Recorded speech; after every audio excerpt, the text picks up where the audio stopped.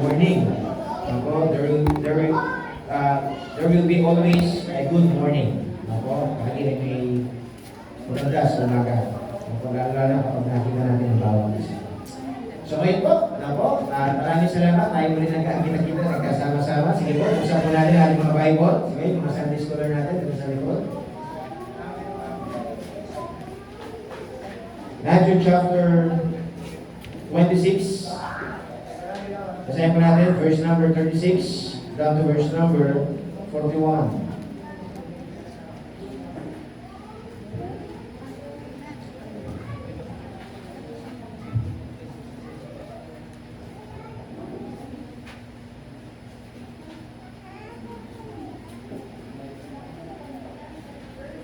Matthew chapter 26, verse number 36 down to verse number 41. Kaya po natin ginagawa, basahin po sa salita.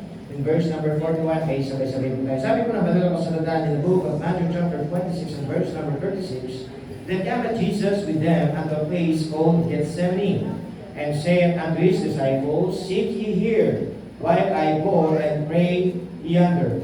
Verse 37, kayo po, begin.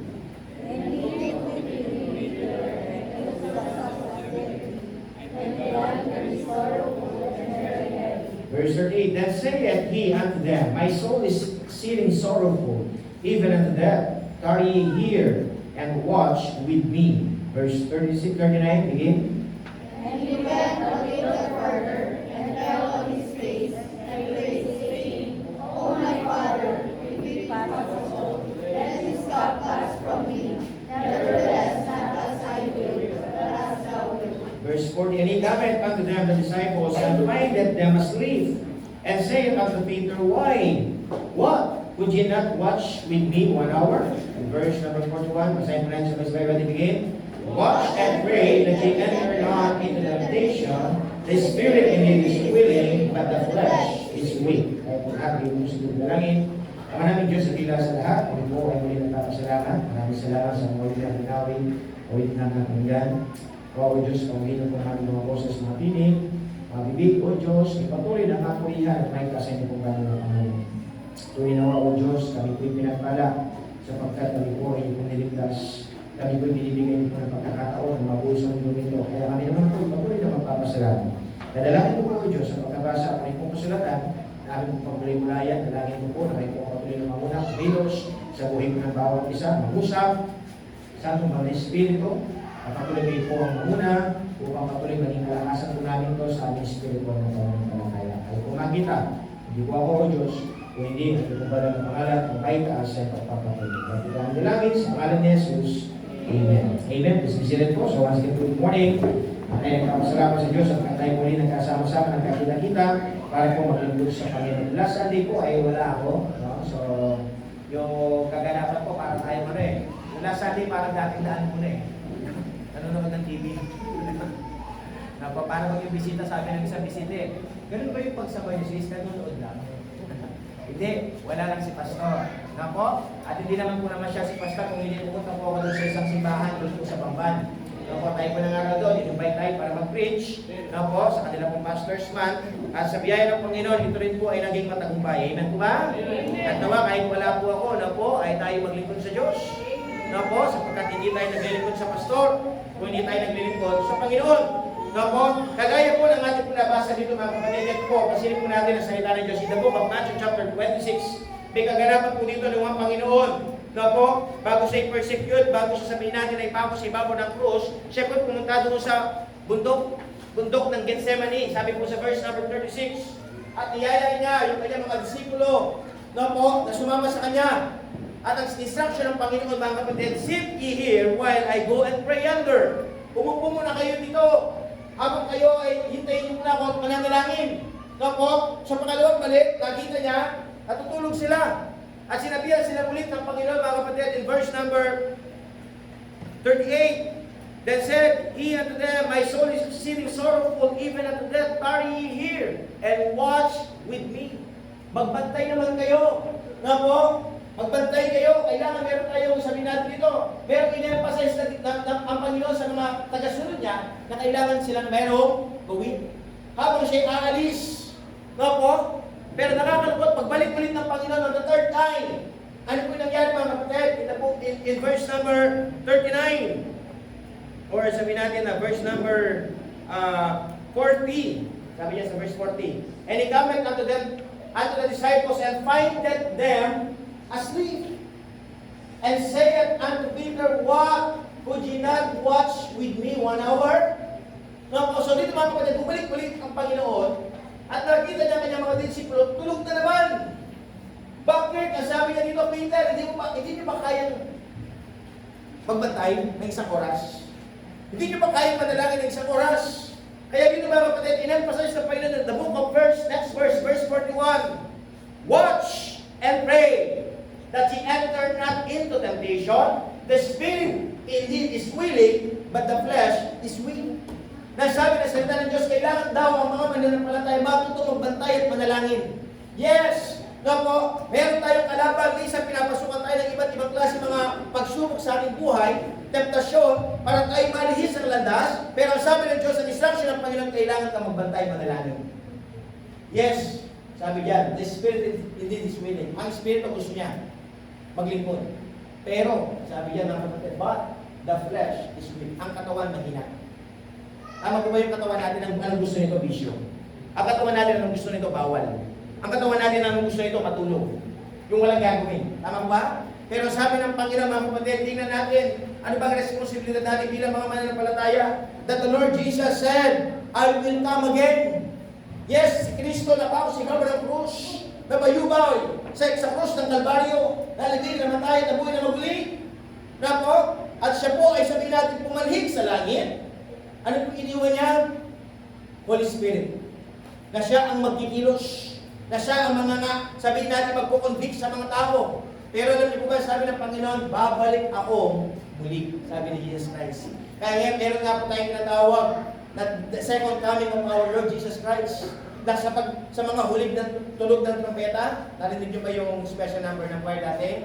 Yung salubungin natin siya. Na po, nasabi ko mga kapatid, sa huling tunog ng trompeta, kasi at the last trump, tutunog yung trompeta. Pag tumunog yung trompeta mga kapatid, lahat ng mga mananampalataya, magkita-kita sa langit. Na po, ang tawag po doon, rapture. Na po, bakit? Kasi muling babalik na ang Panginoon. Alam niyo po ba, malapit na bumalik ang Panginoon. Bakit? Kasi maraming kaguluhan. Yung mga earthquake, yung mga bagyo, ang lalakas na. Na po, yung mga bansa, naglalabanan na. Dahil sa kasakiman, dahil sa sabi ng katakawan ng tao, nakikita natin na yung mga senyales na malapit na bumalik ang Panginoon. Pero ang sabi ng Diyos, habang hindi pa ako bumabalik, kailangan meron ng gawin. Kaya sabi niya dito mga kapatid, ng ating pinag-aralan, where will you be when Jesus comes? Saan ka kaya kapag bumalik na muli ang Panginoon? It is a question sa bawat mga Kristiyano. Na po, kasi mga kapatid, kung ikaw ay tunay na tumanggap kay Kristo sa iyong puso, ito ang pinakahihintay natin na muling bumalik ang Panginoong Yesus. Minsan nga, sabi ni nanay ko, sana tayong lahat, huwag na natin danasin yung kamatayan. Yung magtutunog na lang yung trompeta, tapos kukunin na tayo ng Panginoon. Na po, yun po kasi yung kaganapan na pinakamaganda, na hindi mo nadadanasin ang kamatayan. Na po, yan lang ang sabi ng Diyos, hindi natin alam kung kailan. But the question is this, habang kayo naghihintay, habang kayo naglilikod, habang kayo sabihin natin buhay pa, saan kaya tayo dadagnan ng Diyos kapag muli siyang buhay? Kasi po sabi ng Diyos, nakakalungkot, maraming mga mananampalataya, tila baga na hindi nila na ipagpapatuloy ang kanilang paglilingkod sa Diyos. Maraming mga tao, ang kaganila kapag una, maraming mga tao, mga kapatid, nandun lang sila kapag magaganda yung kanilang napapakinggan, pero kapag nasasaktan na sila, natatamaan na kanilang ginagawa, umaalis na sa paglilingkod sa Panginoon. Na po, yung gusto lang ng mga iba, yung maganda sa pandinig. Ano ba ibig sabihin? Kung sa mga tao, sasabihin nila, ay, ang tutup mo, ay, diba, bait-bait mo naman, ay. Diba? Pero pag sinabi mo na yung totoo, ay, ganyan naman yung ugali mo, Mars. Paguhin mo naman. Ay, ganyan ba? Hindi lang nakakasabi. So, kaya sabi ng Biblia, kung mo ba sinabi ko yung totoo, magiging kaaway na kita. Diba nga sabi pa sa inyo, maraming mga tao na bubuhay sila sa buhay na hindi totoo. Kasi bakit? Marami ng mga tao, mabuladas eh. Di ba? Pero alam niyo ba, kailangan natin malaman ang katotohanan. Sapagkat ang katotohanan ito mapapalaya sa buhay ng tao. Kaya ano kailangan natin gawin mga kapatid? Nang sabi ng Diyos ay muling babalik para bang dito? 3 beses na sinabihan yung mga disipulo, basta to say, ang ginagawa ng mga disipulo ng Panginoon, tagasunod sa Panginoon, sila lamang po ay tutulog. At tanong, deserve ba ng Panginoon na tayo dadatnan ng Diyos na walang ginagawa? Diba? Kaya sabi po ng unang punto mga kapatid, are you still worshiping, serving the Lord? When the Lord Jesus will come again, the question is this, are you still worshiping the Lord? Naglilingkod pa kaya tayo sa Panginoon? Meron pa ba tayong oras na ginagawa para sa Kanya? Tinatawagan pa kaya natin siya? Kasi po maraming mga mananampalataya, ulit ko po, hindi nila na ipagpapatuloy ang kanilang paglilingkod. Pastor, bakit hindi kaya nila na ipagpapatuloy? Kasi po marami po silang nakita. Marami po silang ibang pinansin. Pinansin ang problema, kaya hindi nakapagpatuloy sa Diyos. Pinansin, no po, yung ibang sabihin natin na kapatiran. Kasi may mga mananampalataya, kaya di na po nakapaglilingkod kasi dahil sa Kanya eh. Siya kasi sa Kanya, siya. Pangit kasi nang ugali, ang ganito eh. Di ba? Eh, tanong, kanino ka ba naglilingkod? Sa tao o sa Diyos? Kaya dapat huwag natin gawin dahilan ang kapwa natin. Yes, kung titingin tayo sa bawat isa, hindi na tayo makakapagsama. Kasi bakit? Marami tayong pagkakamali. Marami tayong kapintasan. Kaya nga sabi ng Diyos, habang kayo naghihintay, may sinabi ang Panginoon in the Hebrews chapter 12 and verse number 2. Brad, ano sabi ng Panginoon? Hebrews chapter 12 and verse number 2. Habang ikaw ay naghihintay sa Panginoon, naglilingkod ka sa Kanya, ito kailangan mong gawin. Yes, may kapintasan ng kapwa mo, huwag kang titingin sa iyong katabi. Kasi bakit ang iyong katabi hindi perfect? Si Pastor hindi rin perfect. Si Mama Eileen hindi rin perfect. Lahat ng bawat isa hindi perfect. Kaya ano kailangan natin gawin? Saan tayo titingin? Basahin nga natin, natin bigin. Looking unto Jesus, the author and the finisher of our faith, who for the joy that was set before him endured the cross, despising the shame, and is set down at the right hand of the throne of God. Tignan niyo po yung challenge sa Diyos. Saan tayo dapat tumingin? Sa Diyos. Tignan mo ang Panginoon. Kung ako titingin lang ako sa asawa ko, hindi ako makakapagpatuloy. Kung ako titingin lang ako sa iyo, hindi ako makakapagpatuloy. Kung ako rin, titingin ko yung aking sarili, hindi rin ako magpapatuloy. Diba? Kasi nga, the greatest enemy is yourself. Subukan mo na bang kinalaban yung sarili mo? Tumingin ka sa sarili. Para bang yung aso yung aso. Nakita niya na sa Facebook, yung aso. Ada sa salamin. Diba? Kinakalaban niya, diba? Tapos salamin lang. Salamin lang pala eh. Diba? Eh ngayon, hindi niya matalutano. Kasi bakit? Mahirap kalaban ng iyong sarili. Kaya ang sabi ng Diyos, huwag kang titingin sa iyong asawa, huwag kang titingin sa iyong mga kapatid. Huwag ka rin tumingin sa iyong sarili. Sino dapat mong tignan? Ang Panginoon. Bakit? Kasi ang Panginoon perfect. The author and the finisher of our faith, who for the joy was set before him endured the cross. Imagine, nasa kanya may kagalakan, nasabi dyan, na tiniis niya yung krus. Pinakita niya ang pagmamahal. Na po, hindi niya tayo kinahiya, despising the shame, and is set down at the right hand of the throne of God. Kaya sabi ng Panginoon, the question is when the Lord will come again. When Jesus will come again, are you still worshiping the Lord? Naglilingkod ka pa rin kaya? Alam niyo po ba, paglilingkod sa Panginoon ay walang inspiration? Ayaw ko, Pastor, magsisimba lang ako ng 1 taon. Pagkatapos ng 1 taon, goodbye na muna. Pero ba, paglilingkod sa Diyos? Ayaw ko, magsisimba lang po ako kapag gusto ko lang.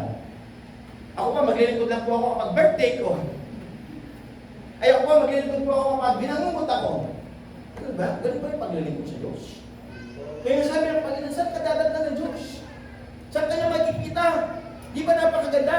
Dadatnan tayo ng Panginoon na meron tayong naglilingkod tayo sa Kanya. Kung kaya Sunday, darating ng Panginoon, magkikita ka niya, nakaupo ka. Magkikita ka niya, umaawit ka. Magkikita ka niya, nakikinig ka ng salita ng Diyos. Magkikita ka niya, mga kapatid, ikaw ay nananalangin. Di ba? Anong ibig sabihin? Ibig sabihin, nasabi ng Diyos, talagang ikaw ay nakatingin sa Panginoon. Kaya sabi ng Diyos, mga kapatid, sa bawat Sunday, sa bawat linggo, maging excited tayo pumunta ng simbahan. Amen? Amen. Excited po ba kayo pumunta ng simbahan? Amen. Di ba napakaganda, napakasarap yung every Sunday, nagkikita-kita tayo sa simbahan. Iniiwan muna natin yung labada. Iiwanan muna natin yung kamatas natin. Iwanan muna natin yung pagsubok, yung problema. Pumunta tayo sa simbahan. Haharap tayo sa kanya, Lord, bigyan mo ko ng lakas, bigyan mo ko ng tapang. Diba? Para yung isa no? Nagsisimba siya, excited siya magsimba. Tapos meron siyang ballpen. Meron din siyang papel. Nga po, every time daw na nagsusulat si pastor, nga po nagsasabi, nagbibigkas ng mga numero, ang ginagawa ng member na to, sinusulat. Di ba? Tapos, pagkatapos sa sinulat, mga kapatid, itataya niya. Kasi sabi daw niya, ay, blessing to. Sinabi ni pastor, dress this as ice. Hirap. Di ba? Tumama. Hirap, galing talaga ng Panginoon, pastor. Di ba? Yung numero niyo binigay, tumama. Hindi po yun, mga kapatid. Amen? Amen. Yung mga numero na sasabi niyo, kamukha po yan. 12-2. Diba? Ay, itaya mo na sa kita, topyang na. Diba? Ano sa hindi? Diretso, diba? Baltar sa benda. Diba? So, mga kapatid, nasabi ng Diyos, hindi yun. Kapag tayo naglilingkod, maglingkod talaga tayo. Amen? Amen. Hindi tayo naglilingkod dahil yung sinasabi, you are not worshiping here, mga kapatid, para lang ma-please yung tao. Mga young people, kumakawit kayo dito, hindi lang para magsabi natin, magpa-impress ng mga ladies. Kagabi mo, Hallelujah. Bambuya pala, bambuya pala. Di ba? Oh. Could you imagine? Hindi ganun. Sa simbahan, mga kapatid, hindi tayo dito nagpapasikat ng mga tao. Amen? Amen. Ang gusto natin paglingkuran dito ang Panginoon. Amen. Kaya alam niyo po ba, mga kapatid, kapag ang simbahan na ito, hindi na ng Diyos ang sentro, hindi na ito magpapatuloy. Bakit? Hindi na napupurihan ng Diyos eh. Kaya sabi ng Diyos, we hope and pray as a pastor na muling bumalik ang Panginoon. Makita niya ang Good Shepherd San Manuel na patuloy na naglilingkod sa Diyos. Amen. Diba? Na sana huwag natin ngayon, magbago ang ating puso, magbago ang ating pananaw, kung hindi makita natin ang Panginoon, na kagaya po ni Joshua, ano sabi ni Joshua, chapter 24 and verse number 15, but as for me and my house, we will serve the Lord. Ayaw yung maglingkod, ayaw yung pumili ng oras, pero sabi ni Joshua, ako, kasama ng ating bagsang bayanan, sa ating pamilya, maglilingkod kami sa Panginoon. Tapos, dapat gumawa tayo ng statement na gano'n. Dapat magkaroon tayo ng paninindigan. Na hindi ko mo, hindi na nagsisimba yung kapatid mo, sabihin natin yung kaibigan mo, hindi ka na rin magsisimba. Kasi sabi ng Diyos, kanino ka ba talaga nagsisimba? Kanino ka ba talaga naglilingkod? Kanino ka ba talaga nagpupuri? Hindi ba sabi mo, ako pinaglilingkuran mo? Tama ba? Sino pinaglilingkuran natin? We are worshiping the King of Kings and the Lord of Lords. Kaya sabi ng Panginoon, sambahin natin siya, patuloy sa ating buhay, patuloy ka pumunta sa simbahan, umawit ka ng mga awiting mga langit. Maraming salamat sa mga nanay, umawit sila. Kaya na, habang nagpa-practice pa lang sila, talagang binibigyan ng lahat ng mic. Noong una, ayaw nilang umawit ng mga mic. Diba? Pero habang nagpa-practice kayo, wala pa naman sila. Awit na tayo ng mic. Nung nagpapractice sa lakas ng boses eh. Di ba? Pero nandito na medyo parang napigilan eh. Di ba? Kasi alam niyo po ba, yung tumatayo dito, iba eh. Tama? Kasi bakit? Kasi tatayo ka dito para sa Diyos. Nako, minsan dyan, pag dyan lang tayo, makapal ang mukha natin. Di ba? Gula-gula mo, di ba? Pero pag nandito siyempre, maiyak na. Maiyak na sa Panginoon, tama ka? Kaya nga sa may paalala nga dito, ano man yung gawin mo na puso para sa Panginoon. Now, we are not God pleasers, we are God pleasers. Now, kaya sa buhay natin mga kapatid, let us still worship the Lord. Let us worship the Lord in the beauty of holiness. Sambahin ng Diyos sa ganda ng kabanalan. Yung mga tumutugtog dito mga kapatid, nandito nagpa-practice sila, umaawit, tumutugtog. Pero sana mga kapatid, hindi tayo kagaya ng iba. Ibang mga simbahan. Na sila, nasabihin natin, meron silang worship group. Pero pagdating ng preaching, wala na sila. Kasi daw, ang trabaho lang nila umawit. Kaya po ba yun? Hindi po mga kapatid, alam niyo po ba lahat tayo kailangan makinig sa salita ng Diyos. Kaya nga lagi sinasabi ng mga service announcer, dumako na po tayo sa pinakamalagang bahagi. Amen? Ano po ang pinakamalagang bahagi? Pagkikinig na salita ng yes, mahalaga lahat yan. Pagkanta, pananalangin, special number, pero meron mas mahalaga. Ano yung pinakamahalaga? Salita ng na po kaya sabi ng Diyos, mga kapatid, every time na nandiyan, makikinig ka ng salita ng Diyos, give your undivided attention. Amen? Hindi yung nandito tayo para matulog. Kapag napapaginggan mo si pastor, nakaantok ako. Diba? Kaya minsan yung mga mananampalataya, yung simbahan, ginagawang pampatulog. Sa bahay, di ako makatulog eh. Pero kapag nakakapakinig ako ng salita ng Diyos, point number 1 pa lang, natutulog na ako. Could you imagine? Kaya sabi ng Diyos, mga kapatid, anong trato mo sa simbahan? Nawa sa buhay natin, mga kapatid, talagang tayo ay maglingkod sa Panginoon. Huwag natin ituloy. Na tayo ay matutulog lang dito. Dapat tayo gising na maglilingkod sa ating Panginoon Diyos. Ano pa mga kapatid? Sabi dito, where will you be when Jesus comes? Una po, are you still worshiping the Lord? The second thing, are you still working with God? Ikaw pa rin ba ay gumagawa sa Diyos? Ikaw pa rin ba ay sabi natin, alam niyo ba yung ginagawa? Di ba nga sabi nga sa inyo kapag sinabi natin naglilingkod, may ginagawa? Tama? Hindi ka pwede maglingkod na walang ginagawa. Na po, minsan may mga mananampalataya, sabi nila, ay nandun po ako para maglingkod. Tapos tinanong siya, anong ginawa mo? Wala po. Paano ka naglingkod? Wala ko palang ginawa. Di ba? Kaya dapat, pag naglilingkod, meron kang ginagawa. Kaya pa working, pag sinabi natin working, it is an action word. Tama ba? Mga colleges, di ba? Action word. Pag sinabing action word, meron kang ginagawa. Nga po, working. Nga po, yung iba naghahanap ng trabaho, yung patulog-tulog lang. Meron ba gano'n? Trabaho natutulog? Wala. Kaya lang, sabi ko sa isang kasama natin, sige Brad, gusto mo maghanap ng trabaho? Maghanap ka. Kasi hindi naman lalapit ng trabaho. Tama ba? Kailangan magsumikap. Kailangan hanapin. Hindi darating yung trabaho sa kaka-cellphone. Hindi darating yung trabaho sa kakatulog. Na po, kung meron kang pangarap, habang ikaw ay lumalaki, kayo mga mag-aaral. Na po, kailangan meron kayong ginagawa. Minsan ito eh, kasi nakakalapot eh, parang ganito rin eh. Yung instance na natin pinag-aaralan. Yung nanay mo umalis. Sabi ng nanay mo, anak, alis mo na ako, mamamalengke ako, pero dito ka. Maglinis ka. Tama ba? Ganun yung mga instruction ng nanay. Maglinis ka ng tato, magwalis ka. Tama ba? Malis si nanay, Si nanay talagang ang dami ginano. No? Talagang trabaho na trabaho, tapos nagbuhat pa. Nagbubuhat kayo na, ganyan na. Diba? Diba? Hindi na pantay. No? Tapos makikita kayo, tulog ka. Tapos tinignan ng nanay. Tinignan niya muna, plato. O, andun pa. Hindi mo nagalaw. Tinignan niyo sa ring. Ay, dami pa rin kalat. Diba? Tinignan niya kung ano ginawa mo.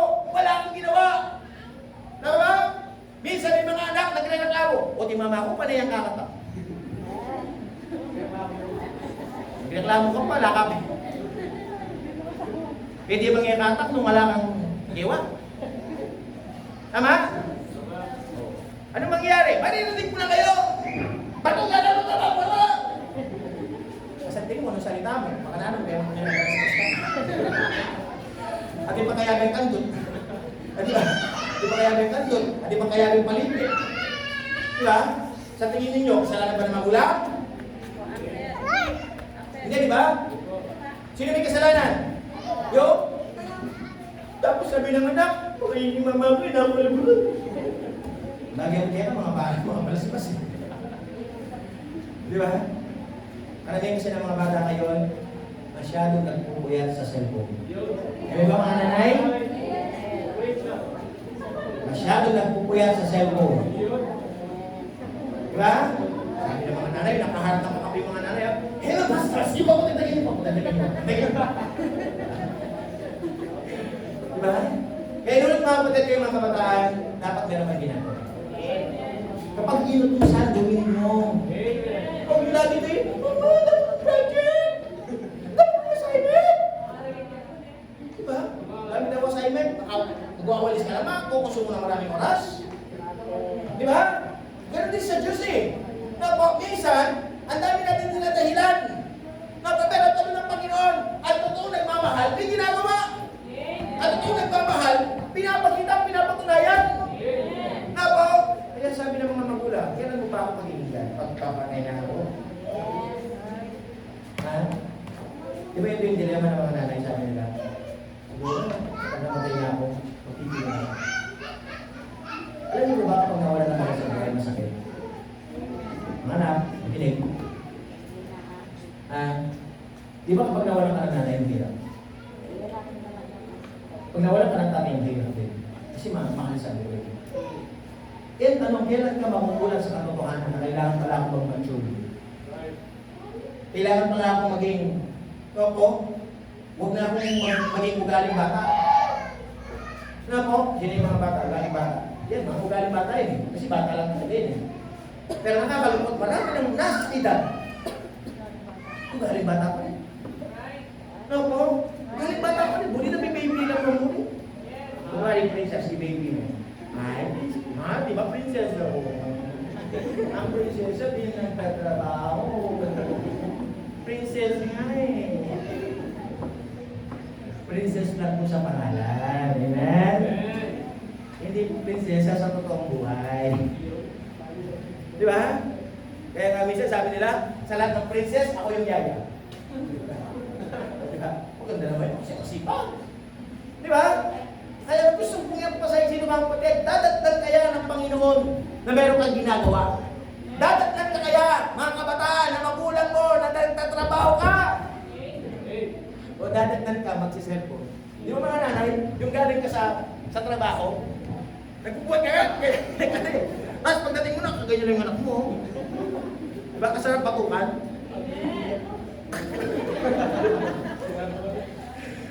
Di ba?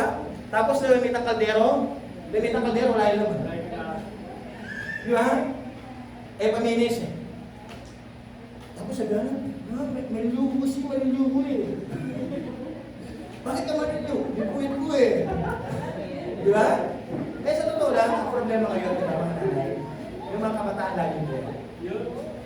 Kaya alam niyo po, bawasan niyo po pagsisipon ninyo. Bigyan niyo naman ng disiplina.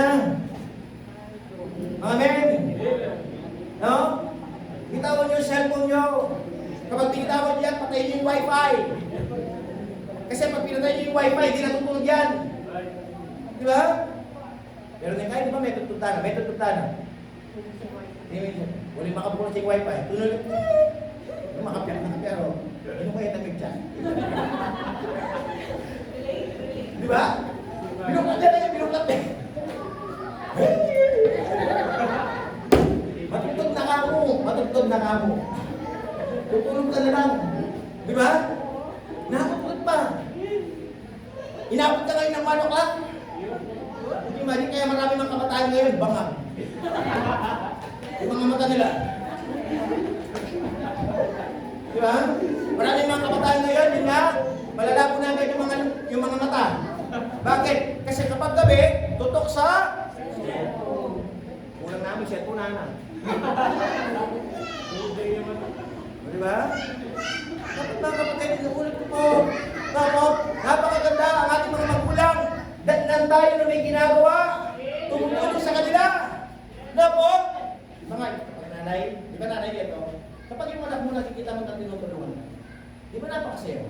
Yes. Ngayon, tapos kapag pumunta ka sa palengke, maisipan mo yung anak mo. Di ba? Yung anak mong masipag, ay bibigyan ko mga ganito yung anak ko, bibigyan ko siya ng reward. Di ba? Yung nanay talagang tuwang-tuwa eh. Kaso pa, yun na, dadali na sa'yo, bibigyan na sana sa'yo, bibigyan na. Bibigyan na yung reward. Tapos ano nangyari? Nadatnan ka ngayon, wala kang ginagawa. Natatnan ka ngayon, nakaupo ka lang, tulog ka. Wala ka dilinis. Ang tanong, yung reward ba? Ibibigay niya pa ba sa'yo? Ibigay pa ba yung reward? Ibigay yung reward? Kasi sabi ng nanay, hindi sulit. Alam niyo ba, ganun din sa Diyos? Ang Diyos may hinihan ng reward sa atin eh. Ang Diyos may hinihan ng blessing. Ang Diyos gusto niya tayo pagpalain. Kasi nga, mahal na tayo eh. Kaya lang, ang nakakalungkot, pagtingin ng Panginoon sa atin, wala tayong ginagawa. Hindi natin ginagawa yung best natin. Ang dami natin ginagawa dahilan. Kaya sabi ng Panginoon, kaya, bibigay ko na sana eh. Bibigay ko na sana eh. Kaya lang naudlot. Nga po, ang tanong, gusto niyo po bang dumating yung blessing sa inyo? Gusto ba? Mga men, gusto ba dumating yung blessing? Dapat may gawin tayo. Gumawa tayo. Maglingkod tayo. Datnan tayo ng ating Panginoon, merong ginagawa. Amen? Kailangan natin gawin. Kapo, hindi pa po ba kayo? Amen. Hindi nyo, nakamatali lang natin. Ano pa po sabi ng salita ni Diyos, mga kapatid? The third thing.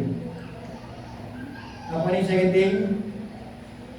Where will you be when Jesus comes? Are you still worshiping the Lord? The second thing, are you still working with God? Ano po? Alam niyo po ba, sabi ko nga po kanina, ang paglilingkod sa Diyos, walang expiration. Meron at meron tayo dapat gawin. Nga po, na sa bawat araw, na dapat talaga makita tayo ng Panginoon, meron tayong ginagawa. Nga po, kaya sabi ng Panginoon na kailangan natin gawin, talagang maging totoo sa Diyos.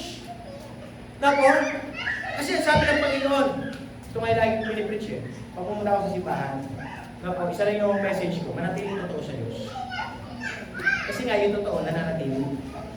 Hindi mo pwedeng masabi ka totoo kung hindi ka nananatili. Tama po ba? Tama?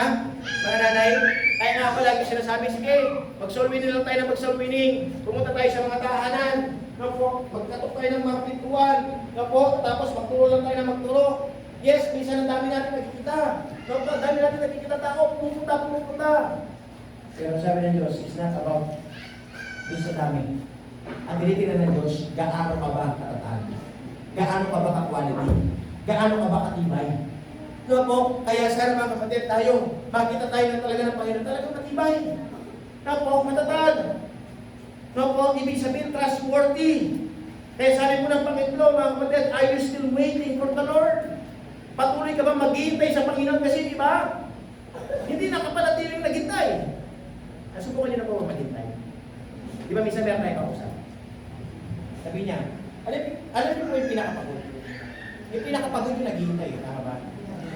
Kasi kapag naghihintay ka, tumitigil ka lagi sa oras. Hindi ka lagi sa oras. Yung oras, wala pa na kabagal. Kasi yung mga nanayang, tama ba?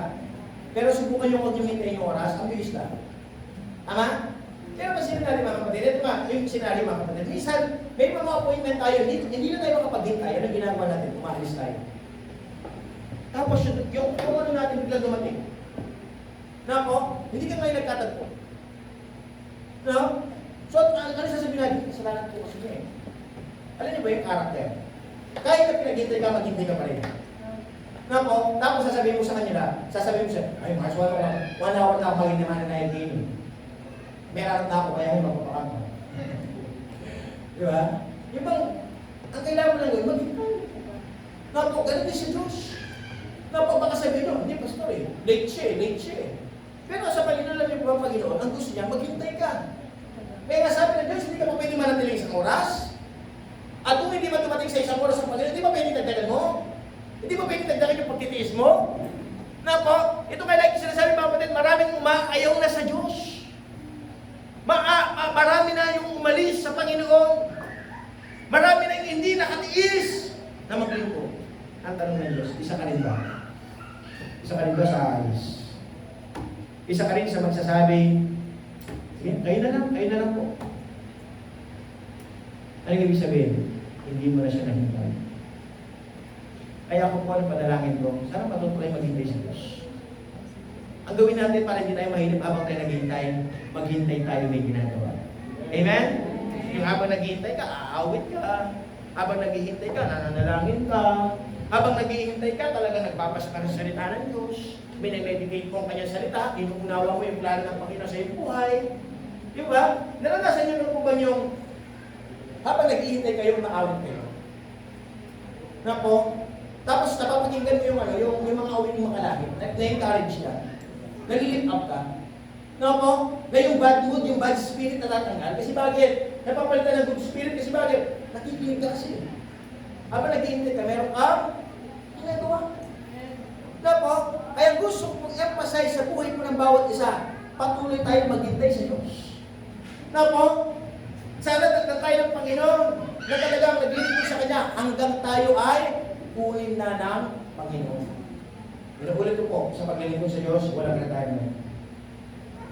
Napakaganda yung tatang tayo ng Panginoon may ginawa para sa Kanya. Ayan ko yung tatay ko, na tatay ko namatay na. Pero yung kagandahan doon, namatay man yung tatay ko, natapos niya ang kanyang paglilingkod sa Diyos.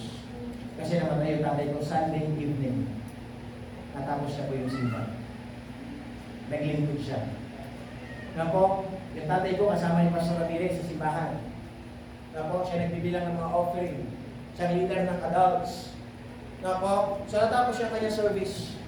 Kaya lagi namin sinasabi, na po, pagkamat malungkot sa amin, kaya natuwang-tuwa kami, na po, di namin malibutan, na yung tatay namin, na po, ay talagang siya ay naglingkod sa Panginoon hanggang sa huling mga minuto niya.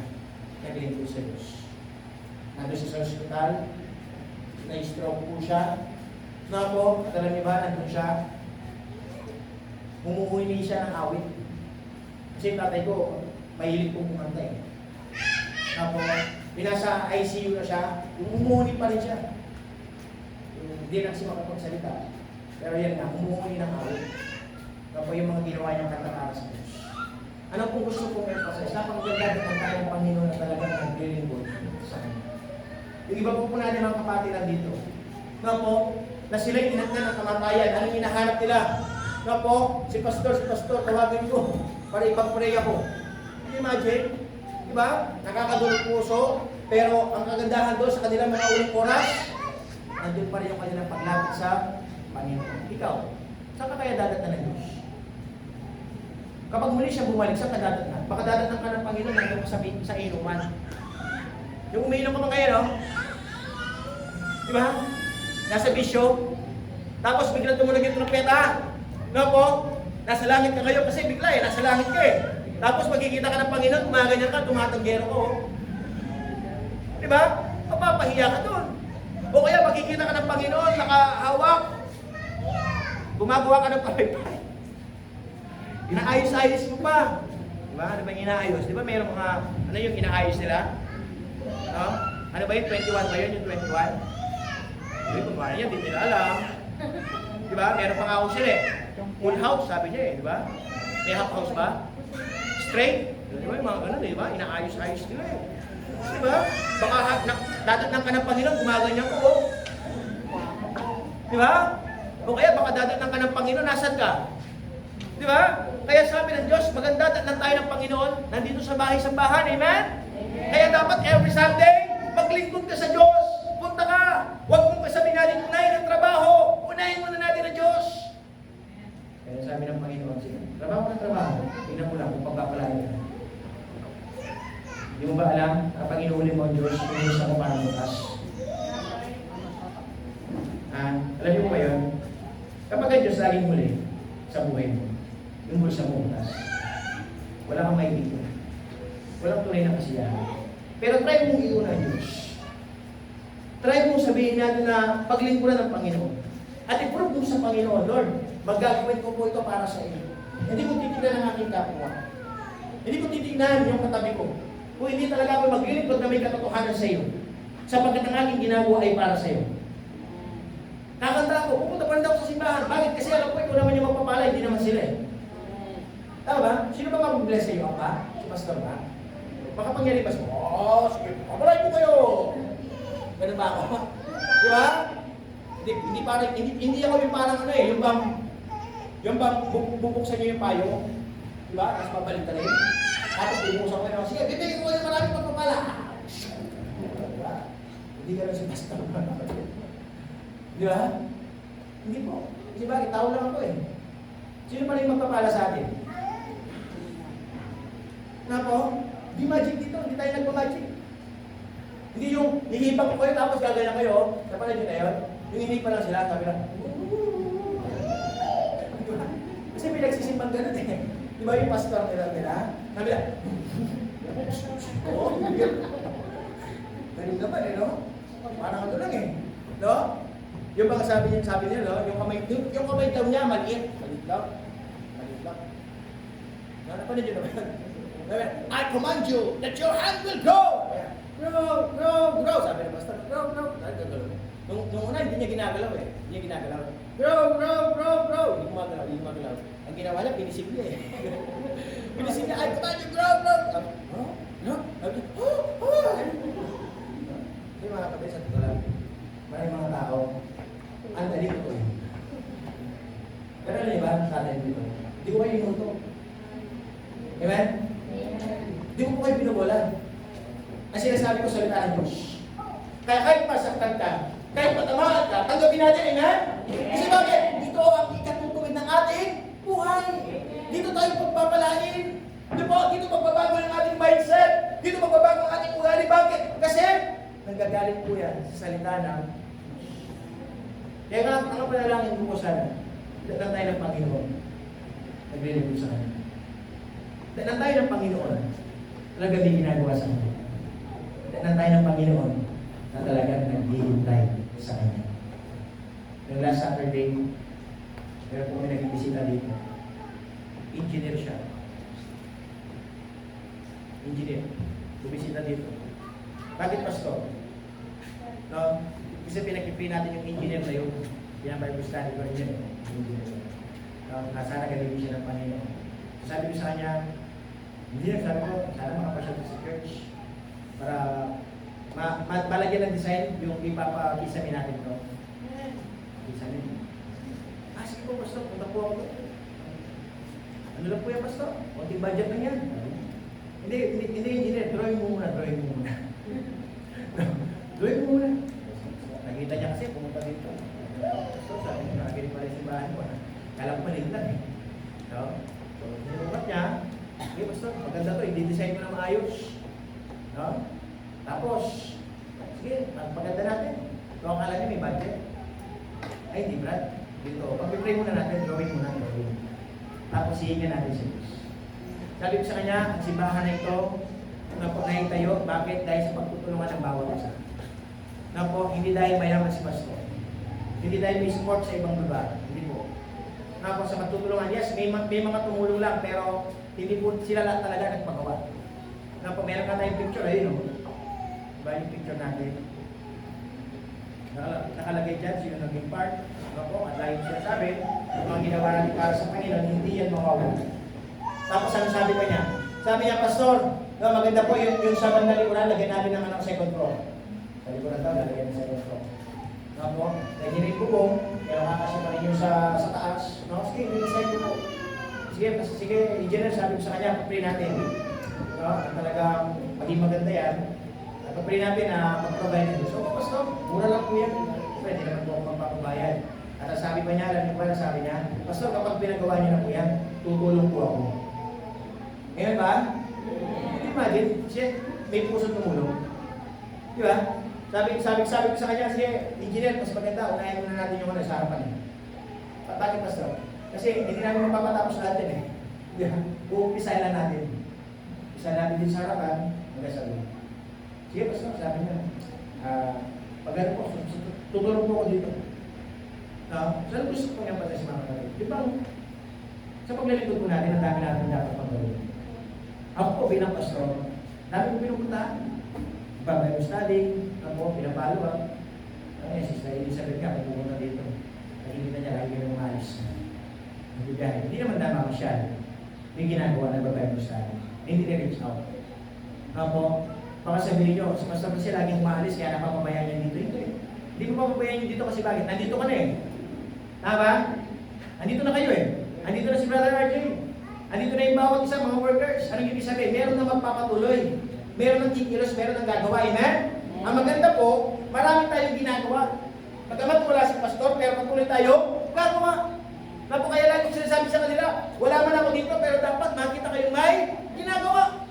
Nagtatrabaho. Makahapon, wala po ako, pero nag-Bible study pa rin sila. Kasi nga hindi naman sila mag-Bible study dahil sa atin. Di ba? Nag-Bible study sila para sa Panginoon. Marunong na sila magsalita. Marunong na sila manalangin. Ano kailangan natin gawin? Tulong-tulong tayo sa paggawa. Nga po, kaya sa buhay natin mga kapatid, panalangin po tayo lahat. Dagdag tayo ng Diyos na talagang may ginagawa.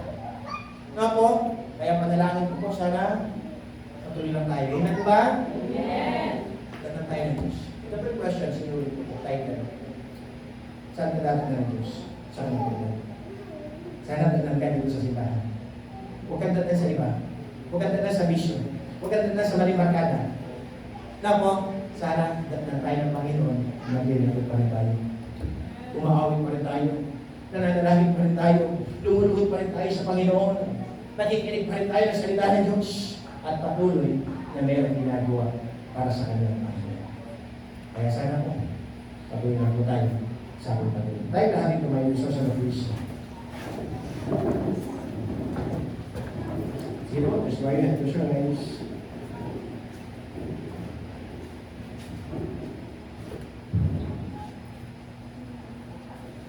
Nakakalungkot po, marami mga Kristyano. Wala na sa mga problema. Daming dahilan. Ang daming dahilan. Hindi na ubusan ang dahilan. Lagi na lang may sinasabi. Pero kung ng Diyos, kung ba talaga nag-ilig? Tama pa ba ang puso mo? Huwag kang maglingkod kapag gusto mo lang. Maglingkod ka sapagkat gusto mong datnan ka ng Panginoon na may ginagawa. Niligtas ka na ng Diyos. Tinanggap niyo ng Panginoon sa inyong mga puso bilang inyong sarili tagapagligtas. Hindi po nagtatapos doon. Ang nais ng Diyos dapat